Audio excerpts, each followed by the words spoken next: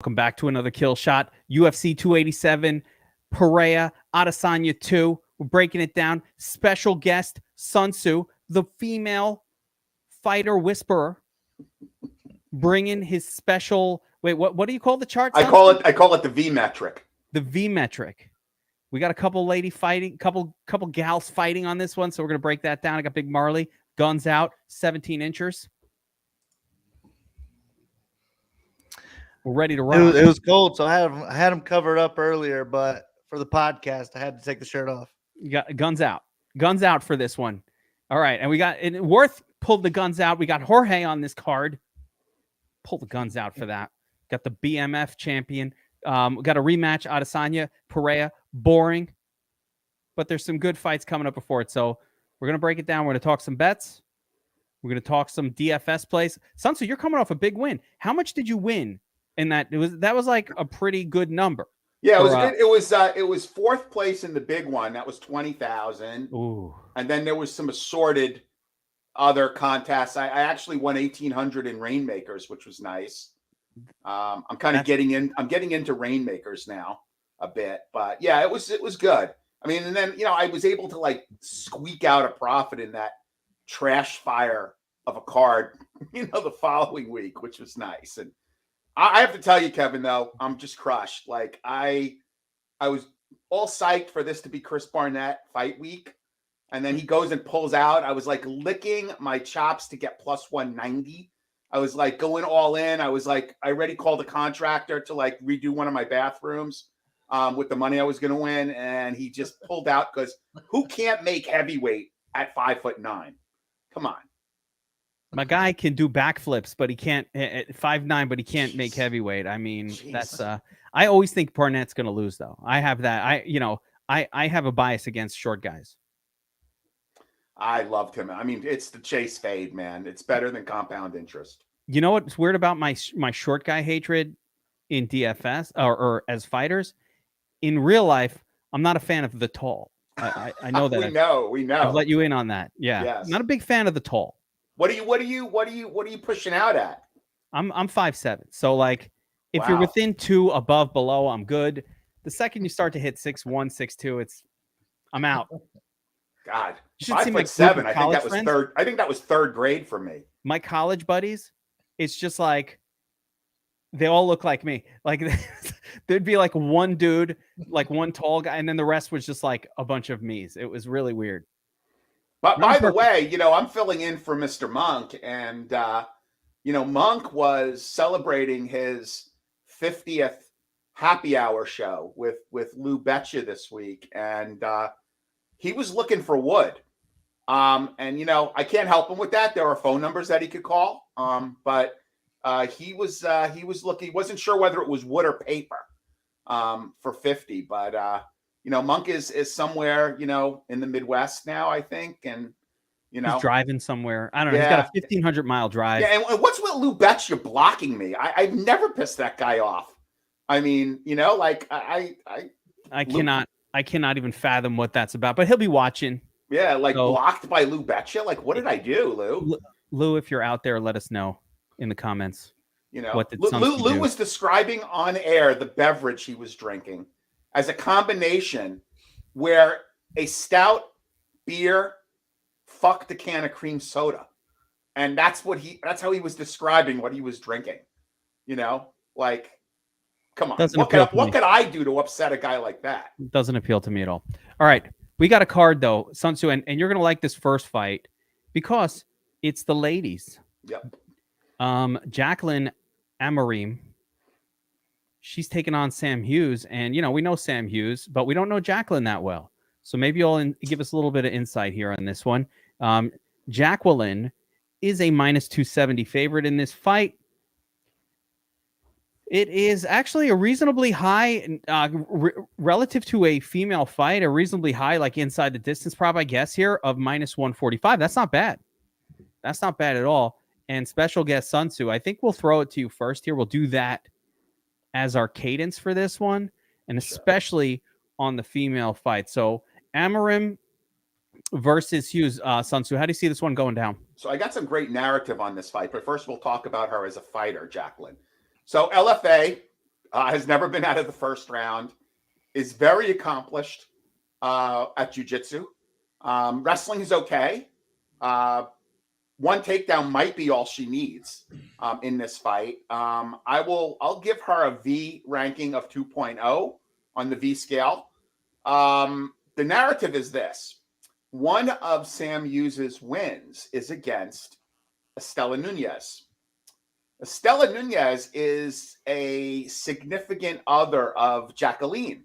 Ooh. So there is an L revenge narrative here on this fight. So, using that L revenge narrative, using the V metric rating of 2.0, I actually really like her. Now, there's, even though she hasn't made it out of the first round, there's nothing to indicate she's got a cardio issue.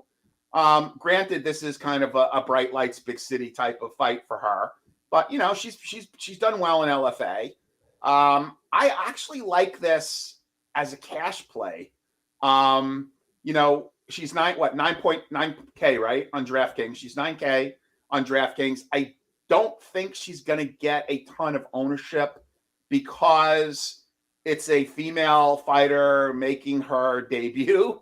Our boy Monk would be here to point out that these ladies hit the nuts lineup a lot more frequently than they're used. Like, people underestimate how much these women score in their fights. But at 9K, I like her to get the win.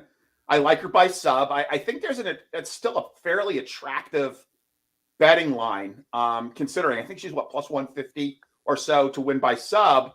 I like her. I like her to get the win. Sam Hughes is tough, which actually could play in our favor, because my fear is, one takedown, no significant strikes, no control time, and a quick submission is going to get you less than 100 points at 9K. Where if Sam Hughes is tough, we could get some control time, we could get some multiple takedowns, maybe even get this into the second round. So I like Jacqueline. I'm going to play her in GPPs, but I think she could be a really sneaky cash play at 9K. I like it. I like it. Big Marley, how do you see this one? Similar to SunTszu here. This is a big step up. I mean, anytime you're making your UFC debut against someone who's won a fight in the UFC, I guess it's a big step up versus LFA. Yeah, I would say it's a huge step up, because I really didn't see anybody good that Amorim was fighting, but she looked like the real deal against these girls that are not very good. And she gets it done on the ground, which is what we like to see.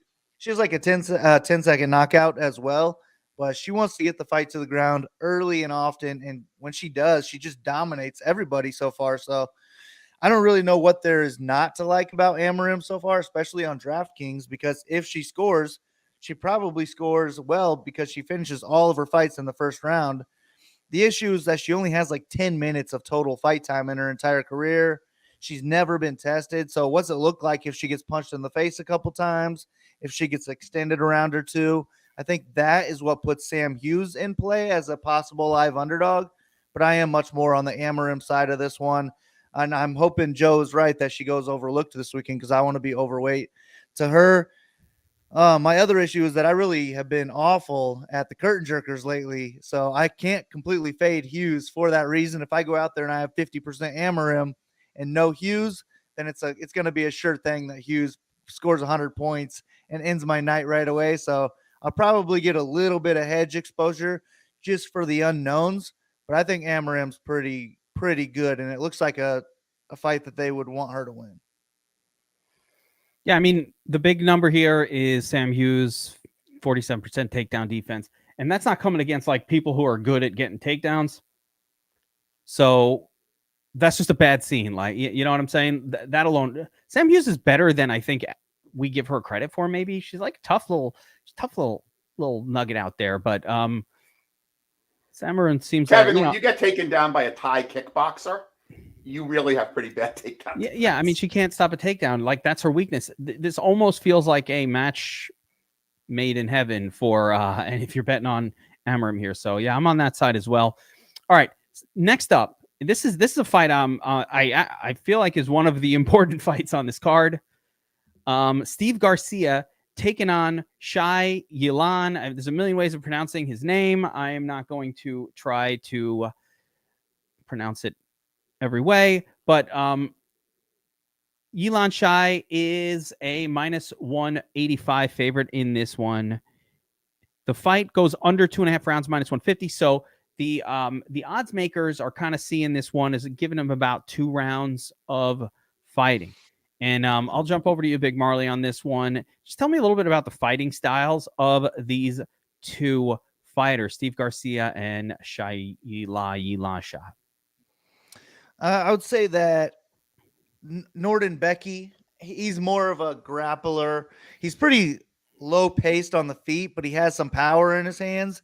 But I would say the striking edge is going to go to Garcia. I think he's got the more power. He's going to be higher volume. He's going to be taller, longer. So I do like Garcia on the feet, but Nuerdanbieke looks like a pretty good wrestler, decent grappler. He does have 6 losses by submission, but Garcia is not a submission grappler himself. I think Garcia could maybe have some wrestling success of his own. But I'm just not really sure how this fight plays out, because you would think Nuerdanbieke wants to get the fight to the ground. Garcia has never been taken down in the UFC so far. So I don't think that Nuerdanbieke can just get him down when he wants to. So I'm more so on the Garcia side. 10 of his 13 wins are by knockout. Both of his UFC wins are over 110 points. If he can score over 100 points at 7.3K, he's going to be on the optimal lineup. So I just think all the upside is going to be on Garcia for real cheap, where Nuerdanbieke has to have a great performance to score well. And even if he does, he might get outscored by other fighters priced around him. So I don't have a whole lot of interest in Nuerdanbieke, but he has scored well in all 3 of his UFC wins. It was like 99, 106, 110. So he does well because he's getting the fight to the ground and controlling the fight for half the time. But I think this is going to be a hard fight to do that. So I'll be underweight to Nuerdanbieke and then probably overweight to Garcia here. Give me Garcia to pull off the upset, whether that be TKO or split decision type of win. SunTszu, so, Shayilan, for the most part, in his UFC wins, it's like grappling heavy. Like, he's not throwing a lot of strikes. Big Marley just mentioned that Steve Garcia, 100% takedown defense. Chase Hooper couldn't get him down. Chase Hooper's, only in there to try to take you down, right? What if Garcia keeps it standing? You think he can take this one? Well, Garcia is a pressure fighter, right? So this could be an interesting fight to live bet after the first round. If Garcia can't do any significant damage in the first round, I would be very apt to live bet, to go the other way in live bet, and maybe even get a little bit of plus money if Garcia has a really impressive first round. We all know that at Shai here was the other side of that infamous Derek Minner fight, that we all know and love, and, kind of led to the downfall of James Krause, which I won't get on a soapbox and talk about. As a matter of fact, can we give Shai credit for that? We all knew what was happening long before that fight. Yeah, I know, right? But I mean, obviously, people are discounting that, right? So that's like, it's reverse recency bias. It's like, he destroyed a fighter who he should have beat because he was hurt going into the fight. Line got steamed right before the fight. I think Garcia is going to be pretty popular as an underdog. I'm going to go the other way because I do think Shai. I mean, he's got 49 fights and he's 28 years old. I mean, he's 2 years younger than Garcia. Obviously, a lot of those fights were in China or Mongolia. I don't know. I don't like that he's losing fights there. Like I don't level like of competition, right? Yeah. I understand. I mean, I think he's with China top team, which is about as good as it gets over there. I like him if he can survive the first round. I really like him to win this fight. I think he's a good, solid fighter. I mean, I've liked what I've seen in his fights. Garcia is going to come right out, pressure him, and I could certainly see him gassing if he can't get it done in the first round. And for that reason, I think this is a solid GPP fight. I would not get near this fight in cash. I'm a big, I'm a big fan. Like, we got to find underdogs all the time. I'm always looking for underdogs. I think Garcia is one of the underdogs that I'm excited to play on this card. So, he stops takedowns. Shayilan, just no volume there if he's not taking you down. If he can keep it standing, I think he's probably going to win the fight because he just throws more volume at than Shayilan has so far. More volume. I'll take it. All right. Next up, Ignacio Bahamondes taking on Trey Ogden. Bahamondes, a minus 340 favorite here. The comeback on Ogden is a plus 280. And the fight ends in the distance is a surprisingly low, in my opinion, minus 150. Now, Big Marley, I'll shoot back over to you on this one here. So, Trey Ogden, man, he was supposed to fight a couple weeks ago. He's coming back kind of, I don't know if we'd call this a short notice or what. I don't know what you even call this. But man, he's a pretty big underdog here. And I don't know. Striker versus striker. How does he win this fight?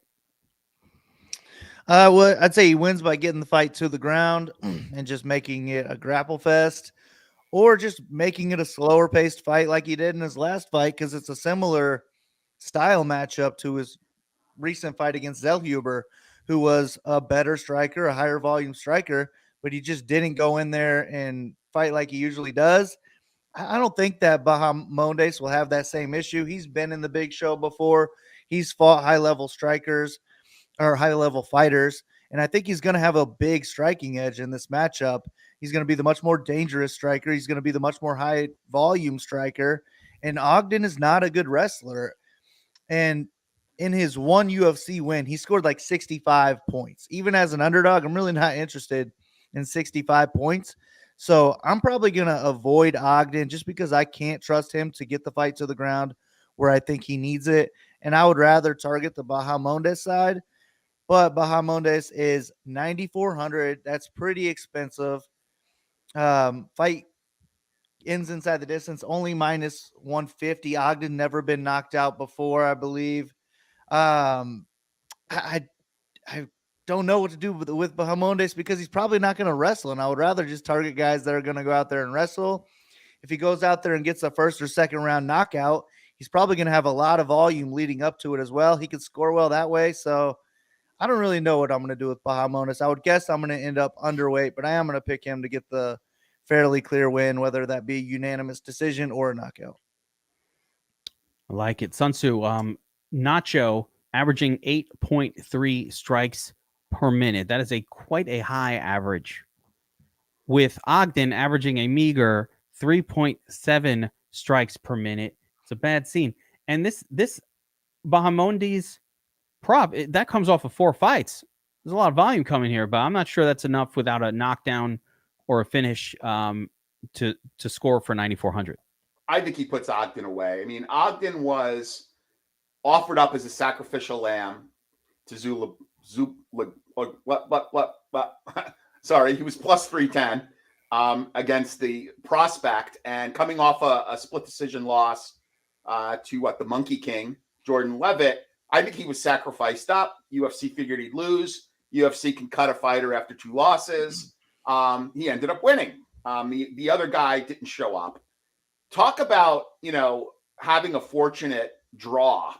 Bahamondes, who is 6'3", had a canceled fight against Ludwig Klein, a canceled fight against Nicholas Moda, and now he gets Trey Ogden. This is by far the easiest opponent. I mean, it's not even close. By far the easiest opponent of the 3. I do have some similar concerns as a GPP play. I do like him in cash. I probably like him even a little bit more than Burns in cash. He's $200 cheaper. I like him a lot here, but I do think he can get the finish. I really do. He's an improving fighter. He's only 25 years old, coming off a 2-fight win streak, finally getting some good training.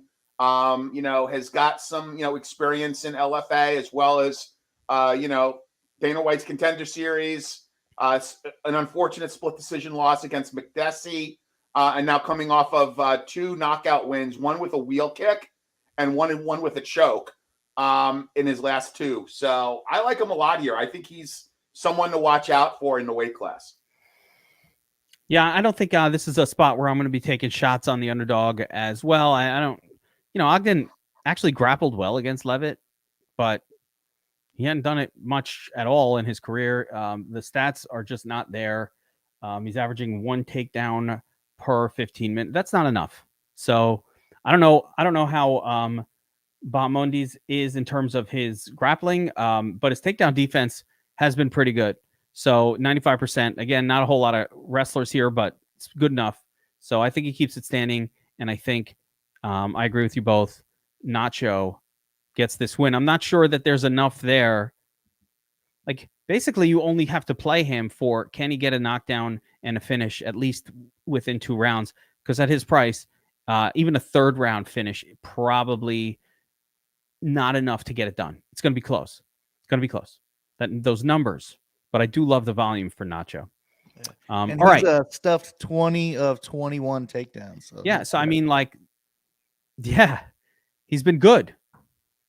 How's Ogden? Ogden's not even like an aggressive wrestler. Yeah, he's like the opposite, like 1 of 20 type deal. Yeah. I mean, and this dude's dropping almost 9 strikes per minute against 3.5. Like that, the math here says it's very clear that Bahamondes is going to outvolume this guy and get this win. But is it a decision? So we'll see. All right, Loopy taking on Cynthia Calvillo here, and man, Loopy's a weird fighter. SunTszu, I want your take on this one because Loopy got me all loopy. Sometimes you know what, Kevin, okay, so, and it's interesting that of all the pods that I've listened to, and we've had a week off, and there are people who like to put out early content, figuratively shitting on Loopy for that loss against Angela Hill. Okay, first of all, Angela Hill is good. I mean, she's an experienced veteran fighter, and not one person mentioned that, this was in her backyard. This was at San Diego. This is where Angela Hill trains. Like, she had the crowd behind her. Like, I did not hear that on one podcast. So, look, I'm willing to give Loopy a pass for that fight. Cynthia Calvillo, first of all, I'd say it's 50-50. She doesn't even make weight. She's moving down from 125. Her last, 3-4 fights are at 125. She has historically had issues making 115. So now at 35, 36 years old, she's going back to 115, coming off of a 4-fight losing streak. I mean, I've heard a lot of narratives saying she's tough. She's fought all these good fighters. Getting the visual out of my head of her quitting on the bench against KGB Lee, that's a tough visual. I'm going to wait. I mean, look, attractive at her salary. Let's see if she makes weight. Let's see how she looks on the scale. I do think Loopy will take her down. She's going to be stronger. She's going to be able to muscle her, I think. I like Loopy here. I think, if Calvillo looks good on the scale, maybe she'd be an interesting dog play. But I have, by the way, no V rating on this fight. No V rating. But no V rating. No V rating. As a non-V rating pick, I'm going to pick Loopy here. I don't know what to do with her. I'm thinking GPPs. I don't know if I want to get near this fight in cash, but I'm thinking GPPs. But I do like Loopy here a fair bit. Watch the weigh-ins though, because Cynthia Calvillo, when she was 4 years younger, could not make 115. It's tough. It's tough for it is tough for some of the female fighters to drop weight classes. I was more upset about Loopy losing to Luana Carolina than I was even Angela Hill, because I like Angela Hill. I think she's tough, but it seemed like Luana was exactly the type of fighter that Loopy and her wrestling thing should beat, because Luana doesn't have that. That one bothers me more. But Big Marley, do you think Loopy comes out here and just executes takedowns and does the wrestling, or not? I mean, like, we've seen her have 8 takedowns in a fight. We've seen 5, and then we've seen her just like not really do it. Well, I was actually most bothered by her losing to Jessica Panay. So there you go. That's 3 possible losses that we don't think she maybe should have lost. And this is another similar test where I just don't know how we can favor Loopy 75% of the time. Not only because I don't know that she can show up consistently, but the judges are blind. I don't know how you can trust them to get it right also. So for me, the line talked me into Calvillo in this one. I do think Loopy is the better striker, but not by a lot. And I think she is the better wrestler. But if the wrestling's not going well for her, or if Cynthia can beat her to the takedown, if Cynthia can get on top control, I think Loopy could be in a lot of trouble too. So I was just talked into Calvillo from the line. I don't think she has any real upside. I think if anyone's scoring 100 points in this fight, it would be Loopy from possible 5 takedowns, 5 minutes of top control, something like that. But I think Calvillo is a live underdog. I think she can score 75 points in a win. For 7K, I'm okay with that. So I prefer the Calvillo side of this one. But overall, it's just a fight that I'll try to get away from in hopes that Loopy just doesn't score enough points to make the optimal lineup, because I will be underweight to her. Maybe not full fading, but I will definitely be underweight to Loopy. So give me Calvillo to pull off the upset. Let me just say this. If it was vintage Calvillo, there was a time where I thought Calvillo was one of the better fighters, had good wrestling, was well-rounded. I don't know what's happened since, like, why the opinion has gone so negative. If this was vintage Calvillo, I would be like massively favoring her over Loopy, or I think she should be the favorite. But, the string of losses, the quitting, that's kind of pushing us over the way. I like where you're going with it, though, Big Marl. I do think there's a live underdog thing, but it requires that Calvillo gives a shit. So we'll see. I also think every underdog on this card is live. So this is an underdog card for me. Most of them. I'm not sure this next one is live. How about Carl Williams taking on Chase Sherman here? Big Carl's coming in at minus 400. Chase plus 325. Not so good. Not so good. You want to pay up for Chase on this card, guys? You want to pay 88 hundo? He's going to have 0% ownership. We might get the first ever unowned fighter on a UFC card. Fight ends inside the distance is a meager minus 120. And I'll start with you, Big Marley. So late replacement Carl Williams, man. We got a wrestler taking on a dude in my boy Chase Sherman, who just cannot grapple at all. How's this one going to go down? So yeah, late notice for Carl Williams, and he does not have a good gas tank. So I think that is what makes Sherman a somewhat live underdog. But yeah, this is the one where we just fade Sherman. Sherman's the easiest fade of all time, probably at 8.8K as a plus 300 underdog. The only reason to play Sherman is because nobody's playing Sherman, and it's very contrarian. But I'll just X him out, pretend he's not even there. Carl Williams is going to be a core play for me. He doesn't even need a finish to score over 100 points. He scored 130 in his last fight, and he can have that same exact success in this fight here. 130 is probably the highest ceiling we have on the card. So Williams is my favorite play on the card. He is the most parlayable favorite, in my opinion, but I don't know who else I would parlay him with. So it won't be a parlay card for me. I'll be looking in these underdogs. I think you could throw Nacho in a parlay. I don't love his line. I don't love the line. I feel like he's a safe win, but he should be closer to like minus 250. That's fair. 5.5 takedowns per 15, SunTszu. I mean, what's not to like here? So guys, the stack is only going to cost you 18.3. No, I'm not paying for it. Now, if Monk was on, Monk would tell you that anytime there's a stack that's less than that is not 16.2, that fighter hits the optimal something like 80% of the time or 90% of the time, but that's usually when the stack is under 16.2. This is a weird one, not over 16.2. Also Monk will tell you that Sherman has had 146 minutes or so of octagon time. Of course, he's lost 145 of them in the octagon. So look, in all seriousness, I mean, I have put my daughter through a year of NYU, fading Chase Sherman. There is a path to victory here for Chase. It's probably a better bet than it is a DraftKings play. Marley mentioned it. Williams could gas out. He's taking this fight in short notice, coming off of a fight. That's almost worse, honestly, than taking a fight in short notice. You know what happens, son? They get the fight, they win. Right. And Now then they it's go time out to and they gorge celebrate. themselves, right? Yes, you got to celebrate now. Yes, So, exactly. hey, take a couple weeks. That fight was like 2 weeks ago. Right. 2-3 weeks ago. But look, I think if he could get one takedown and conserve his cardio, like I think the longer Chase could keep this fight standing, the better it was going to be for him. And in all seriousness, there is a path to victory for Chase. Now, one thing, if you guys haven't noticed, Chase Sherman has got probably the largest head I've ever seen on a human being. You know, he's so hittable because his head is so fucking big. And it never moves. But yeah, I could, like Carl Williams by sub is pretty attractive. I think he'd probably win by ground and pound, but like Chase has had his neck wrapped up before.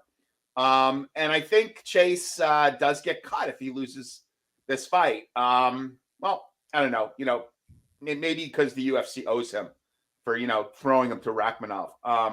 But I like Carl Williams here. It's very tentative though, because at 9.5K, you want someone that is going to be able to fight a second round if he has to. And you just don't have that here. So I don't know what my ownership's going to be. I mean, 9.5K is a lot to pay for a guy, taking a short notice fight at heavyweight. He really could fight at light heavy, in all honesty. He's probably going to be stronger than Chase. I don't know that he's going to be bigger than Chase. Weigh-ins could be really interesting. I advise people to watch weigh-ins. I mean, we're going to talk about that fight coming up, but like, honestly, I think Masvidal looks like crap. Not that he's not going to make the weight. He just doesn't look like he trained. I mean, based on photos that I've seen, and we'll talk about that later. But I'm getting the Cowboy last fight vibes where he was more interested in like his movie career. Exactly. I'm getting those vibes. But me too. Yeah, this fight though, just Williams. There isn't too much here. We're not playing fucking Chase. Fuck Chase. Like no one's playing that shit. We're playing Carl. 5 takedowns in 15 minutes. That's a lot of grappling. We like people who grapple aggressively on DraftKings. There's not much to say. Like, yeah, he could gas out. Anything could happen. But like, if he's gassing out, it's halfway through that second round. I don't know how he's gassing out when he's on top of Chase. Chase can't get back up. Like you take him down, he can't get back up. SunTszu, he's just down there. Yeah, I mean, Chase is actually he's going to get a gig, to advertise the clapper. I've fallen and I can't get up. By the way, I don't think UFC should cut Chase Sherman. I think Chase Sherman is the perfect if you lose to him, you need to be cut guy. I like it. That's what he's that role. Like if you're losing to Chase, you're out. Yeah, like a reverse Jedi gatekeeper, something like that. Yeah, he's holding the gate down. Like I am the worst allowed. If you lose to me, you got to go. Like Barnett, this was his "Can I stick around?" fight. Hey, can I? Stick Kevin, I had opened up the vaults. Like I was betting Burnett with both hands. I saw it. I mean, oh my god, I was parlaying him. I had him with. I have an open-ended parlay with Barnett and Charles Oliveira. I mean, This just so crushed me. Like I thought I was being punked. You love when I saw that Burnett couldn't make weight. You love the crazy underdog spot where you're if you're parlaying an underdog, that's printing cash if it hits. Like I said, I had to cancel the appointment with my contractor. It's printing cash. All right, let's move on. My boy GM Thrizzles, Gerald Meerschaert, taking on Joseph Pyfer. Meerschaert just comes through as an underdog over. And this guy is always an underdog, and he wins. He's taking on a guy in Joe Pyfer who seems to be okay, Big Marley, going to the ground. I'm not sure that this guy is going to be like, no, I got to keep it standing. I don't know. What do you think? Actually, let me give the numbers here. Pyfer minus 190, Meerschaert plus 160. But I think the important number here is fight ends inside the distance, minus 435. You need this fight on your ticket. One way or the other, somebody's going to score well, Big Marley. At least I think so. What do you think's going? How do you think it's going down? Well, I think the only way Pyfer scores well is by a knockout, an early knockout, just because I don't think he will have a wrestling heavy game plan, and he's not a high volume striker. But Meerschaert's been knocked out a couple times. Pyfer has big power, so he's definitely in play for the knockout. That's the type of fighter I usually fade, especially if they're going to be popular. So I'll be underweight to Pyfer here. And I think just strike for strike, Meerschaert can hang in there for 3 rounds and possibly win a striking-based decision. I mean, he was winning against Bruno Silva, and I'm sure if that fight hadn't happened, people would have been betting Bruno Silva as a big favorite over Joe Pyfer here. So I don't know. I think that the wrong person's favored in this one because I think that Meerschaert can hang on the feet, and I think he's got the edge on the ground here. I think Pyfer's probably the better wrestler, but I don't think he's going to want to grapple with Meerschaert, who has 27 submissions on his record. And if Meerschaert can get the fight to the ground, I think Pyfer could be in trouble. So give me Meerschaert to pull off the upset, make that 28 submission wins. He'll be one of my favorite underdogs on the card. I love it. I love that boldness. SunTszu, GM3, probably won you a tourney or two over the years. You going back to him here? You got a signed Meerschaert jersey in the dungeon over there. Not at all. This is probably one where we're at polar opposites. I have Pyfer as one of my best plays on the whole slate. I like him. Look, Meerschaert is a lunch pail fighter. I love the guy. I mean, there should be a picture of him in the dictionary under persistence. I think Pyfer, this is the guy that the UFC is pushing. He's kind of the future. Look, I like Meerschaert, and anybody, can make a mistake, and Meerschaert will capitalize on it. But I really like Pyfer a fair bit here. Dana White, as much as went out and helped this guy pay his rent when he was having issues with money. So again, I think this is a guy the UFC wants to push. I like him. I think he will get a finish here. Meerschaert can be hit. He is slow. He is not a fast fighter. He needs to get this fight to the ground. He looked really good against Silva. But again, and that's the recency bias here. I don't think this line is wide enough personally, but I am going to be whatever ownership is on Pyfer, I'm going to be over on Pyfer. And of course I will have a few obligatory shares of Meerschaert for the very reason that Big Marley mentioned. I mean, he is so great at capitalizing on mistakes and taking advantage. And if Pyfer gets tired, I could certainly see something happening there. But Pyfer is one of my favorite GPP plays on this slate. Listen, the fight is minus 475, minus 435 to end inside the distance. Load the fuck up on both sides, first of all. I'm not sure I fully agree that Meerschaert can hang with Pyfer on the feet per se, but I don't really, not that good, you guys. No, I don't know. He's great. I think Meerschaert's not good on the feet. He's not horrible, but he's not good, right? He's not good, but Pyfer's not the future. No, I mean, look at Pyfer's gonna go for takedown. This is the thing that I'm saying. This is not gonna play out on the feet. This fight will make it to the mat, and you're gonna be fucking puckered, SunTszu. It's gonna be puckered all tight and shit. Oh no, it's on the ground like that. That's what's gonna happen when you see it, and you're gonna be like, Geek fucking said I was gonna pucker up, and he's fucking right. Puckered. I'm feeling puckered because you're gonna be scared shitless. As soon as that's grappling, Meerschaert in mount, and you're like, I got it, and then Meerschaert does his sweep thing. That dude sweeps out of mount like no one has ever done it in the history. He is special in that way. He's gonna sweep it. All of a sudden, he's in the mount. You're like, oh fuck, and that's how he wins it. So listen, Meerschaert's come through for me so many times as a dog. I'm with you, Big Marley. I think this will go to the ground, and it's like Paul Craig. It's the same thing. You don't want to see that dude in grappling because he just finds a sub. He's won too many times that way. I'm not allowing it to burn me. I'm not going to be puckered. I'm going to be the opposite. I'm going to be all loose. Yeah, dude, that's where I wanted to see it. I'll be smiling. So yeah, but I love, with that being said, minus 435 inside the distance. Let's get both sides, because if it does stay standing, I do think any fighter who's not garbage is going to who couldn't outstrike Meerschaert, the one guy, was the little dude, the little wrestler, 5'5", 285. Yeah, Duran Win. That's the only guy I ever saw who I was like, oh wow, Meerschaert's outstriking him. Wow, he can't even. That was the only time I ever saw it. I don't ever remember Meerschaert just standing really being better than his opponent. So Pyfer's live for that 60-second knockout though, where it might not touch the ground at all. I mean, unless it's Meerschaert falling down. But he's got big time power for sure. And seeing Ian Heinisch knock out Meerschaert in that first round, it could definitely be very similar to that. That's what I'm talking about. If not, I think it's going to be more Meerschaert's fight. But this is why you need a lot of exposure to this fight. It's too big. the inside of distance prop. We don't have that on this card. Not every fight, most of them aren't likely to end inside the distance. I mean, this one is one of the few. It's probably the only fight. It has the highest inside the distance prop on this card, so you got to have it. And I might go like 80% exposure to the fight overall. I just think the winner is in the nuts lineup, so that's how I'm playing it. Winner makes the nuts. I really like Meerschaert as an underdog, but I don't care. Pyfer will, if he wins, it's probably that Heinisch level early finish because Meerschaert is just, I think he's bad on the feet. All right.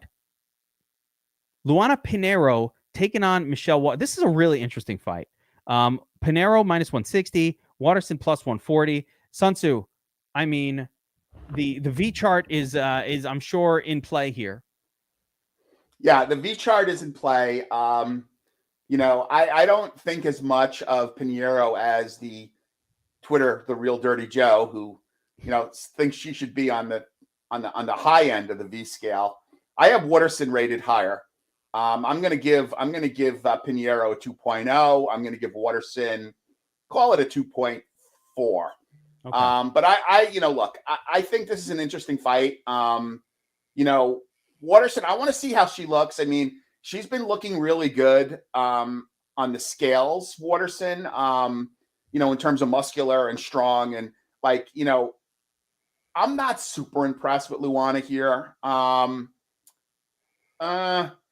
You know, look. Well, before you even get into too much, all right, can she get 2 takedowns here? Because I bet over to 1.5. I've been hammering that on Prize Picks. And then I was watching her fight against who the hell was it? I was watching her fight. I think it was against Sam Hughes, and Sam Hughes was kind of stuffing her takedowns a little bit, and I was like, "What the hell's going on here?" And so, you know, I don't know. Well, as you know, we don't get Prize Picks here, and where I'm at, it's unfortunate. Jersey doesn't have Prize Picks. No, I would love to be playing Prize Picks. I'd love it. It's so good for UFC. I know. I would absolutely love it. We don't get Prize for Picks. UFC. Big Marley doesn't get it. Big Marley, you're in Indiana, right? Oh, yeah, no, man, you're missing out, bro. Yeah, no Prize Picks. I mean, New Jersey, you know, I don't know why we don't have it. Look, I'm going to lean Waterson here again. This is a V metric play as well, but I'm going to lean her as a live underdog. I think this is probably as easy a fight as she's had in quite some time. And apparently I heard that Waterson signed some kind of insane deal with the UFC.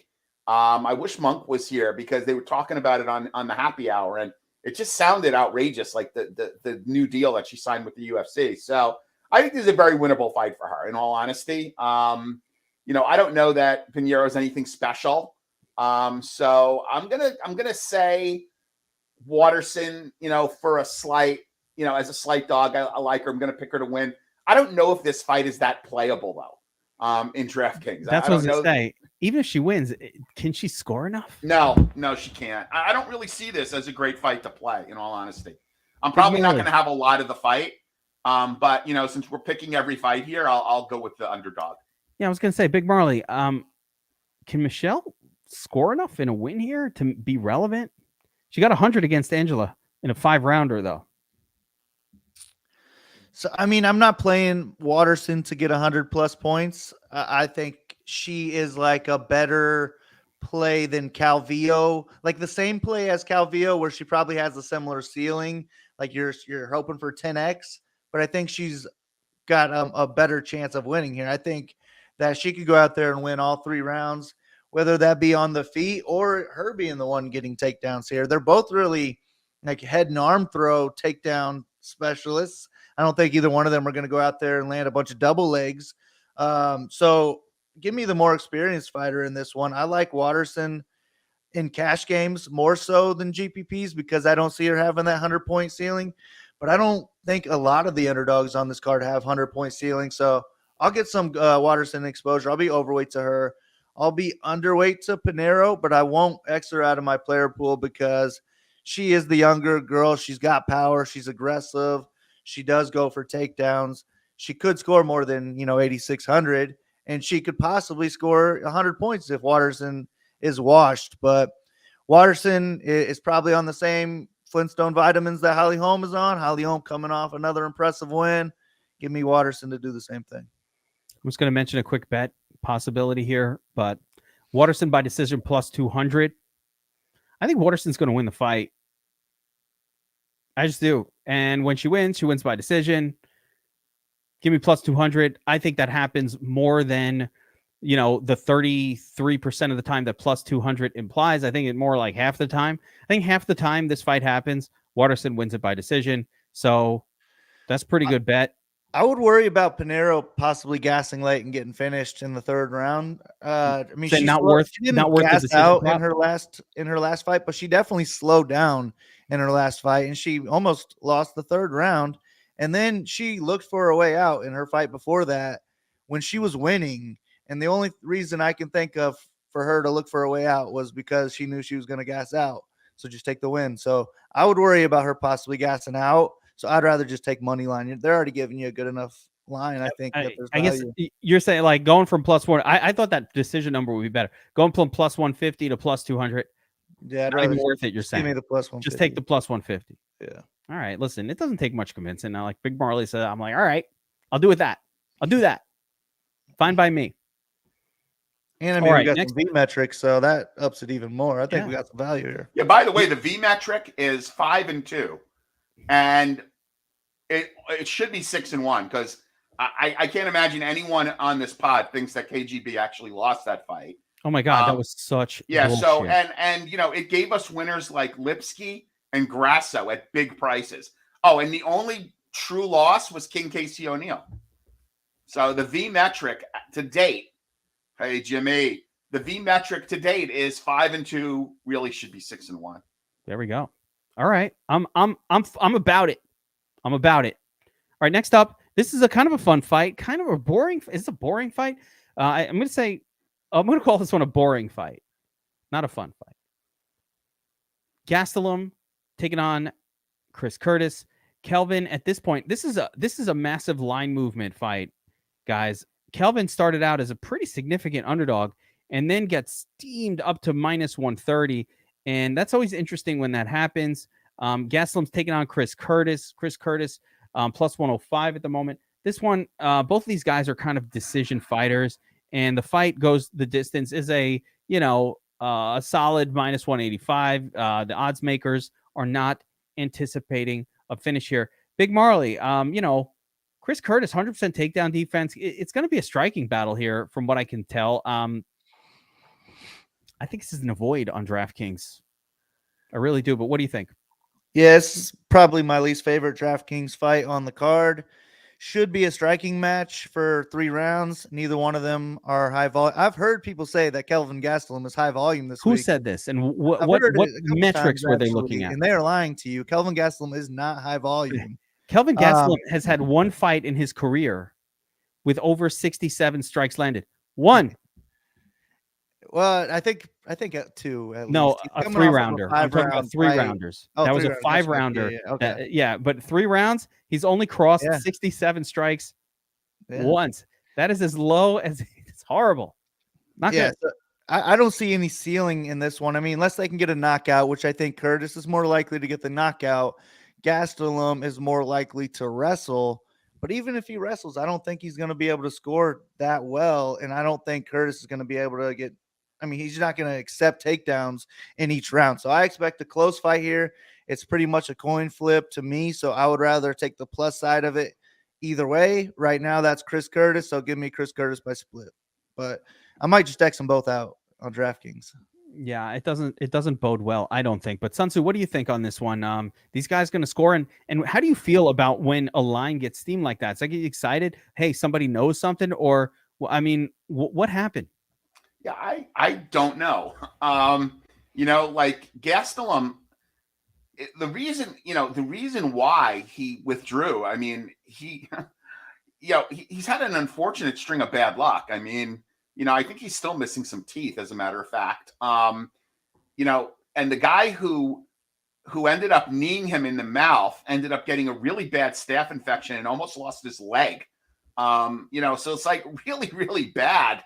I don't know. I mean, like, look, obviously, if you look at back class, like we use that comment a lot in horse racing, like look at back class. Gastelum's got all the back class, right? Without a doubt. It's just, and he's tough, right? I don't think Curtis is going to finish him. So I probably, if I have to pick a winner here, I'm going to pick Gastelum. But to Marley's point, I don't know that this fight is really playable in DraftKings. And I'm probably not going to have a lot of it unless we lose some fights. And knock on wood, I'm not hoping that we lose fights, but I wouldn't be surprised if we lost at least one, hint, due to weigh-ins tomorrow. So we'll see what happens. I'm going to pick Gastelum to win, but I don't expect to have a lot of this on DraftKings. Yeah, I'm out on this fight. I don't get it. Why would I want to play low volume, no takedowns, Kelvin or Curtis on a card like this where there looks to be some crazy fights and lots of potential upset? Like, it just doesn't stand out. But Curtis has higher volume, and if I had to choose one, I'm going to choose Curtis just because he's going to throw more strikes more often than not. It's going to come to decision, like Big Marley said. You're going to throw it to the judges. Somebody watched the KGB fight and gave it to her opponent. Like, come on. So you can't trust these judges. You got to always go with the dog side when it's going to decision, especially a dog that is traditionally throwing out more value. And I don't agree that Kelvin wins were all like his losses were all against pretty good guys. Is Darren Till considered good? Do we consider Darren Till like a real loss? What do we think of that? Like, he was cut. Is there hindsight? But he's cut because of the alcohol. Like, I don't know. Was he good at one point? I don't know. I don't even know. I got fooled by him. I cashed that plus 185 or whatever it was on Till. Did you? Yeah, there you go. I mean, but like, is he good? I don't know. Was he good? I'm not sure. Anyway, moving on. I'm fading that fight. I like this next one, though. Raul Rosas Jr. taking on Christian Rodriguez, C-Rod. Rosas coming in at minus 250. The comeback on Rodriguez plus 210. This one is a surprisingly high. It's like, I thought this would be higher to end the side of distance, but it's not. It's minus 135. So 50-50 odds that this, basically 50-50, that this thing will go to decision. Big Marley Rosas, 18 years old. Phenomenal. Looks great. How's this one play out against Rodriguez? It looks like to me, I thought this looked like a hand-picked win for Rosas, but I think the UFC is not trying to get him losses, right? They want to build up an 18-year-old, but maybe not. I don't know. What do you say? Yeah, before I even looked into the card, I didn't remember who Christian Rodriguez was. I was thinking he was somebody else. So I was thinking I might just blind bet Rosas here. He's only minus 200 or so. But I'm glad I didn't, because Christian Rodriguez is a good fighter. And it's definitely not a gimme win for Rosas. Rosas is only 18 years old, and he already has really good wrestling and grappling. Like, he's going to be a problem. But he just hasn't been that tested yet. And this is going to be a real test here. I mean, I'm not completely sold that Rosas is the better wrestler here. I do know that Rodriguez has takedown defense issues. He's been taken down 10 times. That's what I meant by handpicked. It's just he wants to get a takedown, and this guy's got 50% takedown. I mean, that's bad takedown defense. Yeah, he's been taken down 10 times in his 3 fights, 2 times by Josh Weems in the first round. In his last fight, he's just getting out-hustled that entire time. And I think Rosas can have a lot of that same success. So I am going to pick Rosas to win 2 rounds, maybe 3 rounds, just by grinding it out on the ground. But Rodriguez is a good grappler. He could lock up a submission, and he's also going to have the striking edge here. He could get a knockout on the feet. If he could stuff takedowns, he can win a decision here. So I like both sides of this fight. Give me Rosas because he's got the higher ceiling, but I might be overweight to both guys here because Rodriguez, he's a stud, and this is a tough matchup if you're really trying to boost up Rosas, because he might go out there and get submitted in the first round. So I don't know. I like both of them, but I'll buy the hype just because I like to be on the UFC side, and I think that's probably who they want to win. SunTszu, you fade in the 18-year-old. Yep. Grown man muscles. Absolutely. I'm on the dog here. All right, there it is. I'm on C-Rod. I know it says, if you look at his Tapology page, it says he did his camp at Rufus Sport. Technically correct, but he is a student of Fight Ready and Santo DeFranco. I've heard some glowing reports come out of Fight Ready about, how good he actually is. And if you throw out the Jonathan Pierce fight, which, look, Jonathan Pierce is really good. I think this is going to be a really tough test for Rojas. I think this is probably going to go to decision, but we'll have a solid floor. And I actually like C-Rod as a very sneaky cash play. With a decent floor. What is his DK salary? Let's see here. Rodriguez, 7,100, super cheap. Yeah, 7,100. So, look, I'm going to take him. I'm going to take him based on what I heard from the guys at Fight Ready. I like to listen to their pod. The fact that, he did a camp there and, look, Rufus Sport is not per se a wrestling type of camp, but, or a jiu-jitsu type of camp, but I hear his jiu-jitsu is really good. Give me the dog at 7.1K. I'll certainly have some shares of Rojas. I don't have him yet in any of my hand builds, but I'm sure I'll have him in my top 20 and I'll certainly have him in my 100 that I'm likely going to play in the main contest. But I'm gonna lean the dog here. I like it. Listen, an 18-year-old, always dangerous. Like that's it. Hooper looked great until he didn't. Remember Northcutt looked great until he didn't. It's the same deal, like man muscles, boy muscles. We haven't really seen him tested, but I think Rosas is kind of the real deal. So we'll see. I don't know that means C-Rod is not good, but C-Rod could be good also, but maybe he's not enough. But I like that. I like the balls of the play.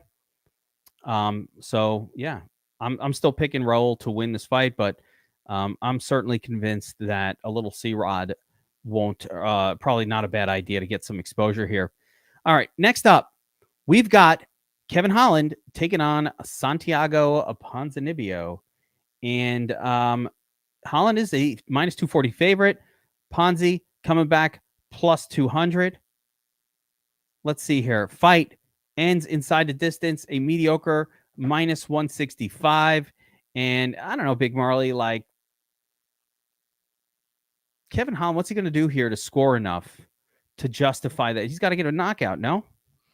Yeah, knockout or submission.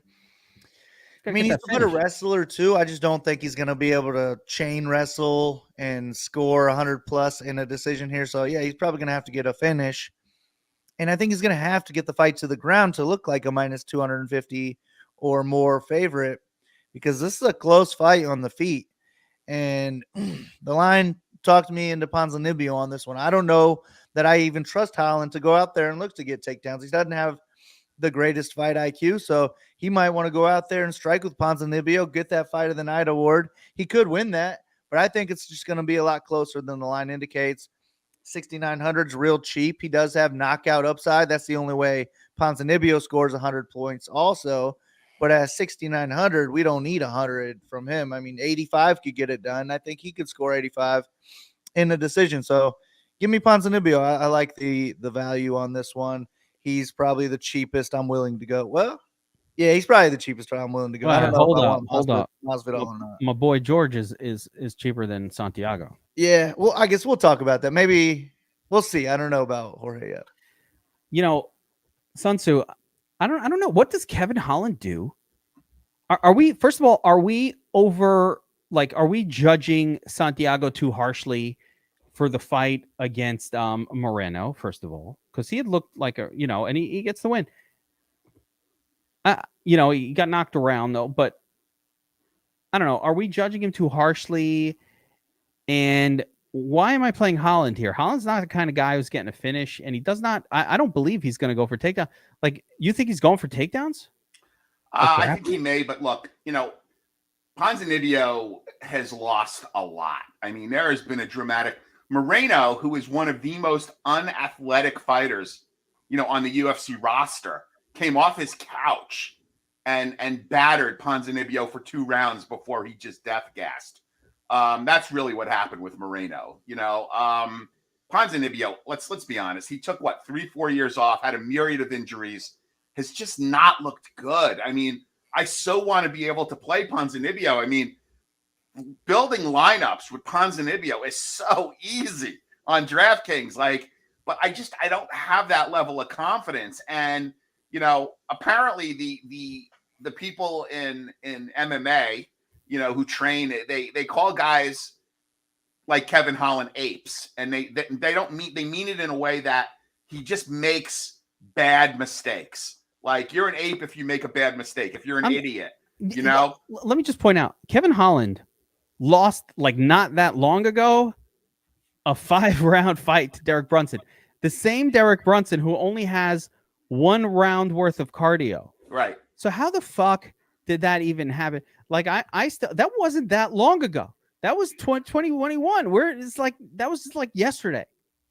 Fight IQ aside, though, I mean, and as like I said, as the other MMA fighters call him, he's just, his fight IQ is so bad. I don't think he cares. He just has fun in there. He's right. I mean, he's talking to Habib, and Habib is like, dude, you're probably down in this fight. You need to, and again, what did he break? Personality, he's awesome. This guy is awesome. Oh, I think he's very entertaining. Yeah. I mean, I also think he is a super athlete. And I think just he's going to have such a speed advantage that if he has his mind on the prize, he can really batter Ponzinibbio around. I'd love to be able to play Ponzinibbio with some level of confidence. I'll have a few lineups just in case, Holland kind of falls back into his. I think they asked him how he was going to win this fight, and he said by spitting back fist. So, we'll see how Holland actually fights. But, I mean, I know a lot of people that I respect, are using Holland as a parlay piece, which is the ultimate compliment.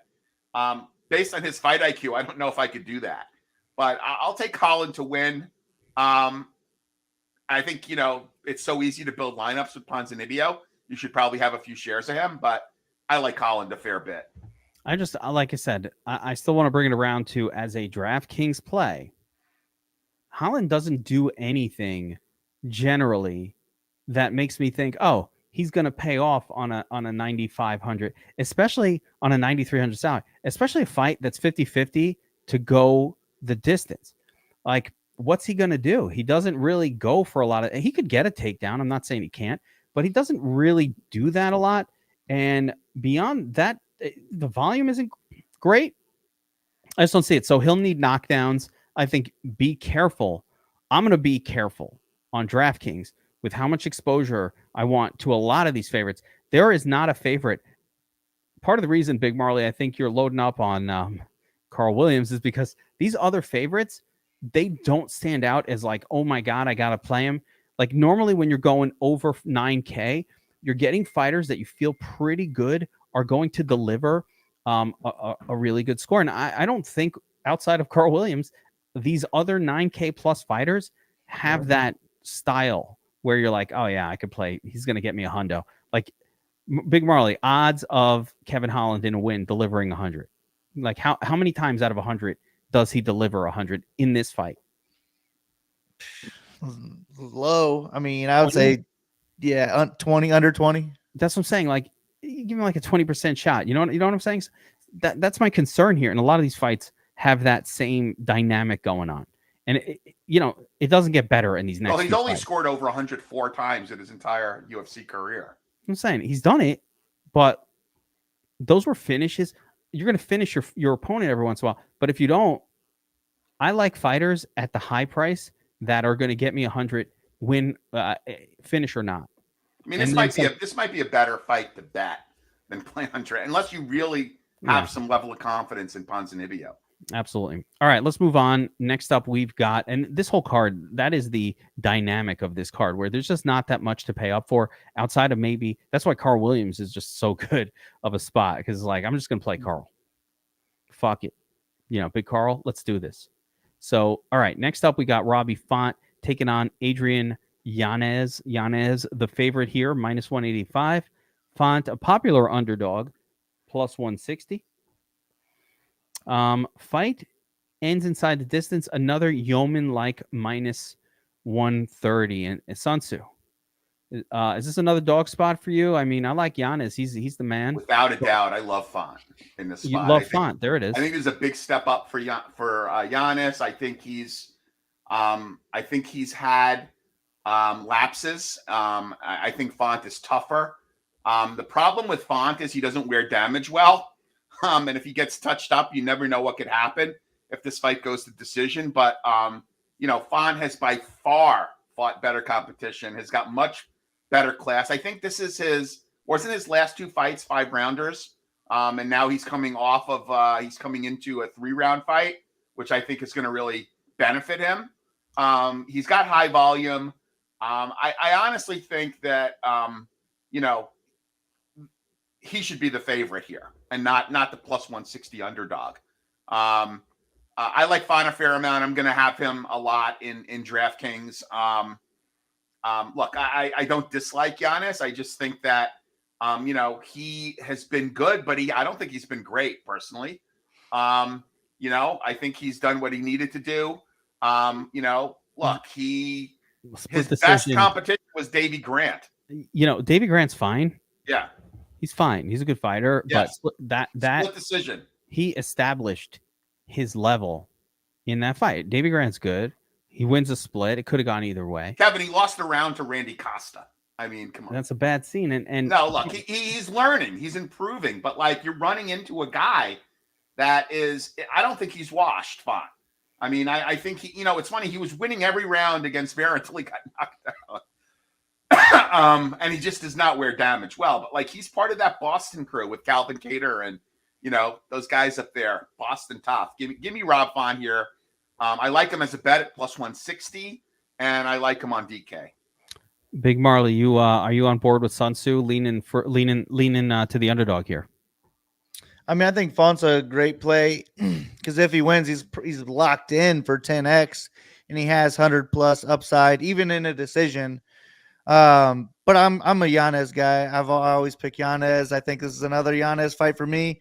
This is just going to be an awesome striking match, a 3-round, high-level, high-volume striking match on both sides.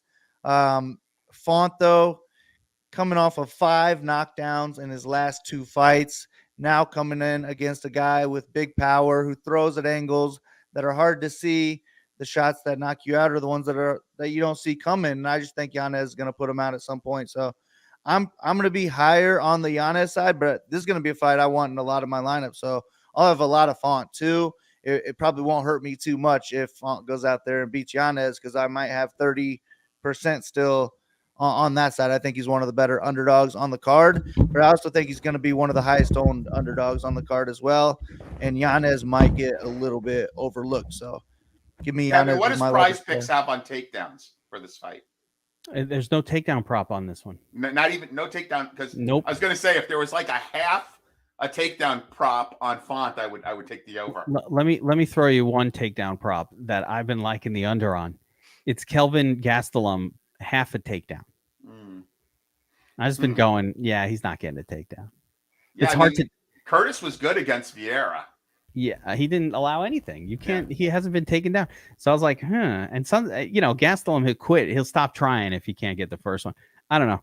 That's the one I went. But no, there's no prop for this one on Prize Picks, unfortunately. All right.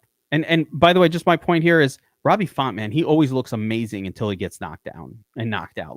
He just takes so much damage. I wish he could I almost wish he had a better wrestling. I think what he fucked up in his career was not having better grappling in his back pocket so that when he got in a little trouble that he couldn't go to it. He starts getting knocked around. He's got no answer. He's just like, oh shit. And he just really has no answer for it. So I do think Font will be looking good. And then more likely than not, Giannis at some point will catch him and wobble him or knock him down. Maybe not a finish, but enough to win those rounds and actually score well because those knockdowns will score well. But yeah, I like the idea of playing quite a bit of this fight. But Font definitely a live underdog in my mind. And if he can just, the chin holds up, it's probably going to look really even. It's just going to be a decision, really close, split decision. Take the underdog. All right. Co-main event. Burns versus Masvidal. One of the most absurd looking lines I think I've ever seen. Burns goes from an opener. He was more like minus 200, minus 250 here. He's at minus 450 now, which seems crazy.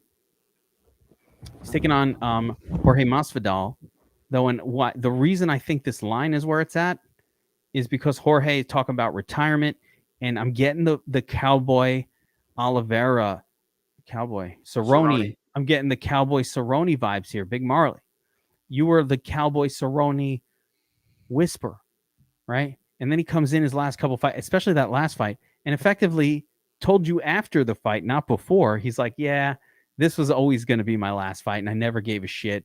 I didn't train, and I just wanted to get one last pit. I want to be able to come into the ring and say goodbye, take the gloves off, and do the whole deal. Is that what's happening here? Is Masvidal right now really more thinking about how he's going to take the gloves off after this fight and be like, yeah, movie career, I'm out? Like, is that what's happening here?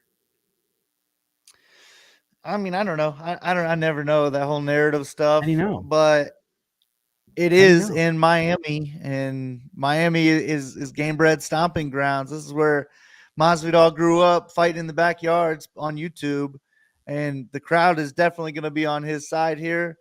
And Burns might feed off that too and just go out there and have a striking match. If that's the case, he could get knocked out. He could lose a striking based decision. So I do think Masvidal's live, but Burns might be the more powerful striker, might be able to win this 15-minute striking match, but he's going to have a huge edge on the mat. And that's why he's such a big favorite. If he can go out there and fight smart, he should be able to clearly win the fight, whether that just be controlling the fight on the ground, because Masvidal's not going to do anything to Burns on the mat. Or he could just submit Masvidal. He's a very dangerous grappler. So I'm cool with really either side. I don't know what I'm going to do with this one. I feel like I'm just going to mostly avoid it, hope that Burns scores 90 points in a win, and that won't cut it.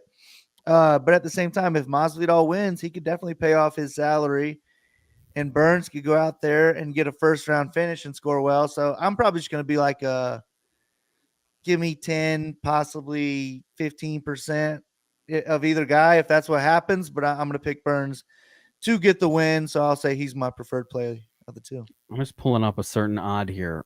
I just want to see something. Burns by decision plus 200. If you're going to play this fight. Yeah, I'd much rather have that. I mean, I'm not laying minus 450 SunTszu on no Burns. No, I like that bet. Look, my only concern is that, Burns does get the finish. No, that's fine. But, I got to pay 450 to win 100. Here I can pay 50 to win 100 if he gets a decision. Right. As a bet, I kind of like the decision bet. On DraftKings, look, it's a lot to pay, 9.6K. I mean, I do tend to buy into the narrative that you referenced about, Masvidal kind of hanging it up, maybe leaving his gloves in the octagon, win or loss. He's made his money. He's got other things going on. He's got his own little fight promotion. He is not looking great. I mean, he's not shredded. If he wins, though, he's getting a title shot. They're just throwing that 3-piece over on Leon Edwards on repeat, and then he's getting a automatic title shot. So it's like, I don't know if he cares. You lose, you're done. You win, title shot. Like, let's also talk for a second. Like, Burns is Masvidal's coming off losses against Usman twice and Colby, and you know who else got their ass whipped by Usman and Colby? Burns. Like, there's no evidence. Like, Masvidal hasn't shown that he's not good anymore. He went 5 rounds with Colby and looked good. Like, he didn't look bad. He looked good, and I thought he looked good against Usman in their fights as well. So, I don't know. I don't feel like we've seen like this shitty version of Masvidal. Like, I guess if I had to differentiate between this and Cowboy, we had seen Cowboy looking like shit for a while. Like, he just looked progressively worse. He's losing to elbow bumps and shit, like shoulder bumps to Connor, and he was just falling apart. I haven't seen that with Masvidal. So if I had to say one difference aside from the words that he's saying, it's that no, we haven't seen him like come out and just look like shit. He's been fine every fight. And quite honestly, I don't see where Burns has better wins or any provable win to say, hey, I'm so much better than Jorge. That's all I'm saying. I guess he beat Wonder Boy and Jorge lost to him. Did Jorge lose to Wonder Boy? Yeah. Yeah, Yes. he lost to Wonder Boy. Yeah. So there you go. You have that one. Well, I mean, the Cosmont fight was pretty impressive. I mean, he was a hair's breadth away from actually winning that fight. Yeah. That's fair. Yeah. Jorge wouldn't have looked that good against. No, not at all. And by the other thing with Burns, I think that's noteworthy. And this was another bet that I made on Prize Picks under 3 takedowns, 2.5. I did the under 2.5 because Burns is not an aggressive grappler. Like we think of Burns and he came out in his last fight and he did the aggressive grappling thing. And maybe with Magny, and maybe he's going to change that at this point in his career. But like up until now, it's rare that Burns had more than 1 takedown in a round. That's just unheard of.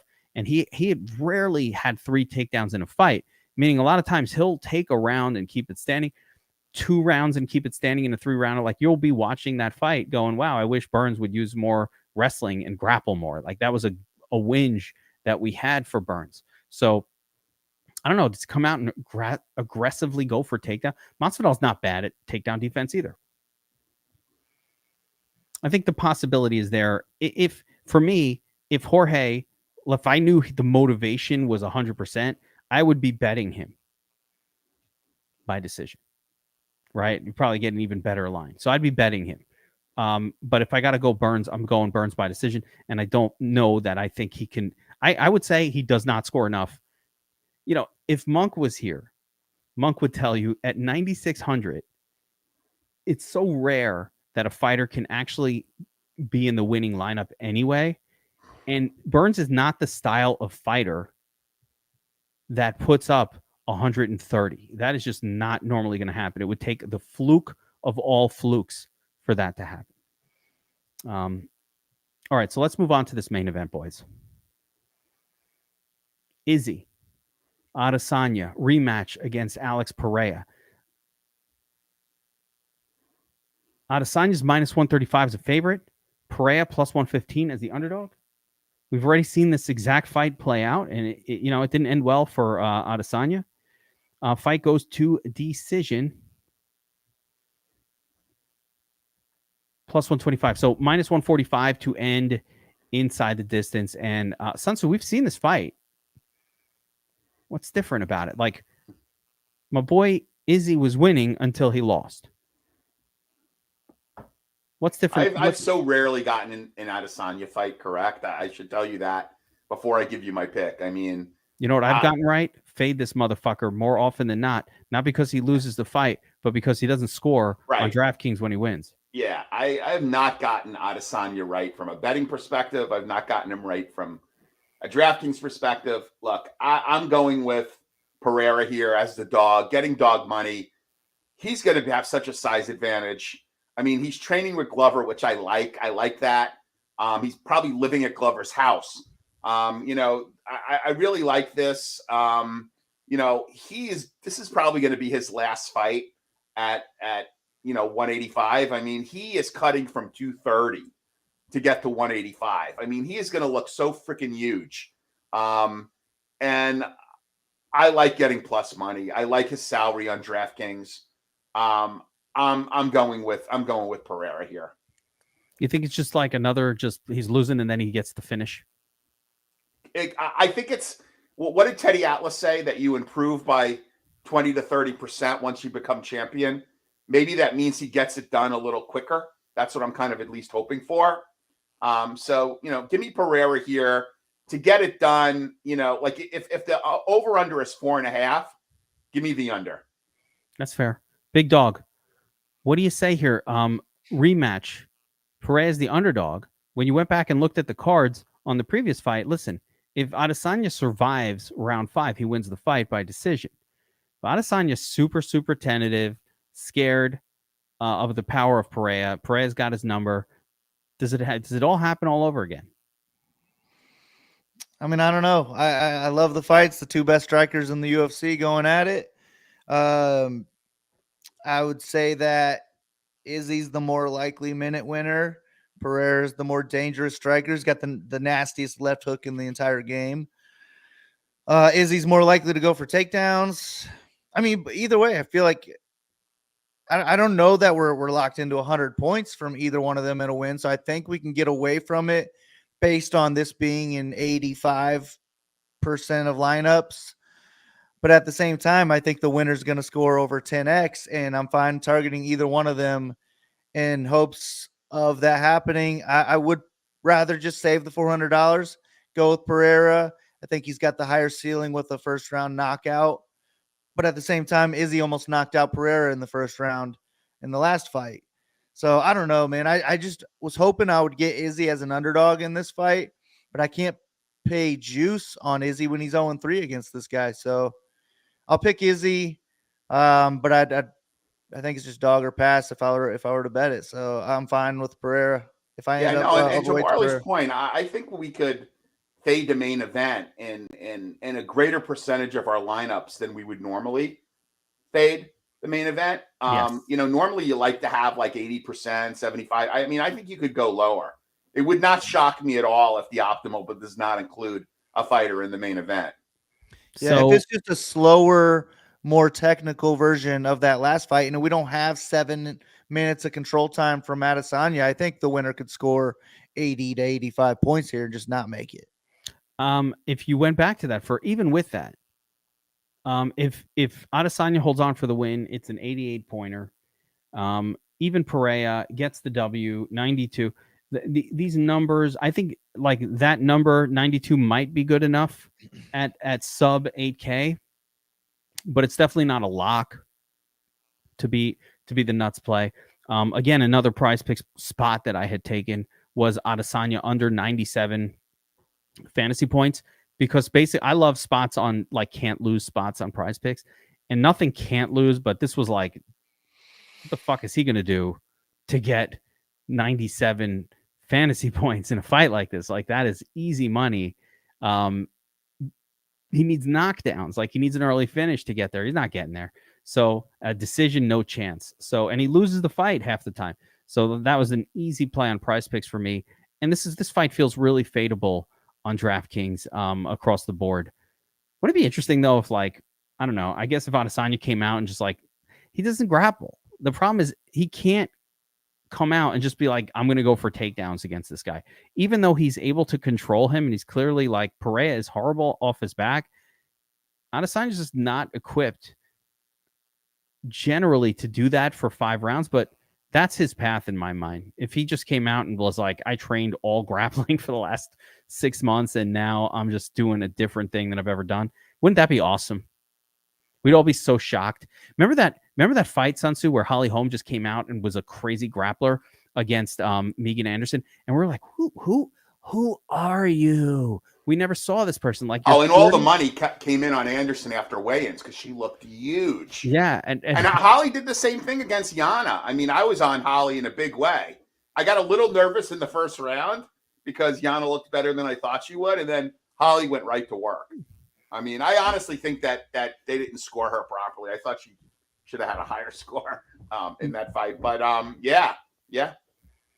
So anyway, that's what it would almost take, like a shocking Adesanya coming out with like a grappling heavy game plan, and you're like, everyone's like, what is happening here? And he's just dominating, just grappling. We're like, who are you? That would be awesome. But I don't think that's going to happen. So I think yeah, you got to expect the fight to play out exactly like the last one did, and Pereira to catch him at some point. I don't see why it wouldn't, and I don't see it scoring highly. So I think you can kind of not get crazy with exposure, even though this is a 5-rounder. I don't think, and normally an 8K 5-rounder is like lock it into all your lineups. I do think there's a lot of like 90-point win possibility on both sides for this one, and where that might not be enough to get us there. So we come to the part of the night with our kill shot. So that, that'll do it for the full card breakdown. And SunTszu, you know about the kill shot. Yep. You know about the kill shot. I know you're prepped, but I'll throw it to Marley first. Let you think about it for a second. So what's our kill shot? We're looking for an underdog that's going to help us win a tournament. Underdog play, hopefully low owned, not a lot of people on it, that can make a difference in your lineup. So Big Marley, who do you like for your kill shot on this one? Well, I'll make sure I don't steal one from Joe, and I'll take Gerald Meerschaert by submission. I love the Gerald Meerschaert play. So I think I know where Joe is going, but let's see. Joe, where are you going with your kill shot Yeah, on this so one? Font is too obvious. So I'm going to go with C-Rod. I'm going to go with C-Rod as my kill shot. At 7.1K, he takes the kid down a peg, and gets on the optimal. There it is. I love it. I'm going for Steve Garcia to out volume Shayilan Nuerdanbieke and just win that fight. I like Steve Garcia. I don't get why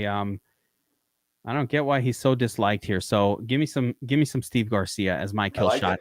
I like the breakdown though. A lot of underdogs are live on this card, and I think like the most unique thing about this card is just the fact that like paying up just is not that desirable. So for people attacking this card, like, outside of my boy Big Carl, like don't go crazy on any of those 9K guys. That none of them look like locks to score 100. So be careful with your exposures is what I would say. And let's take down some more tournaments. Let's see you guys at the top of the leaderboards. To wrap it up, SunTszu, Big Marley, Geek. We'll see you guys next time. Take care, everybody.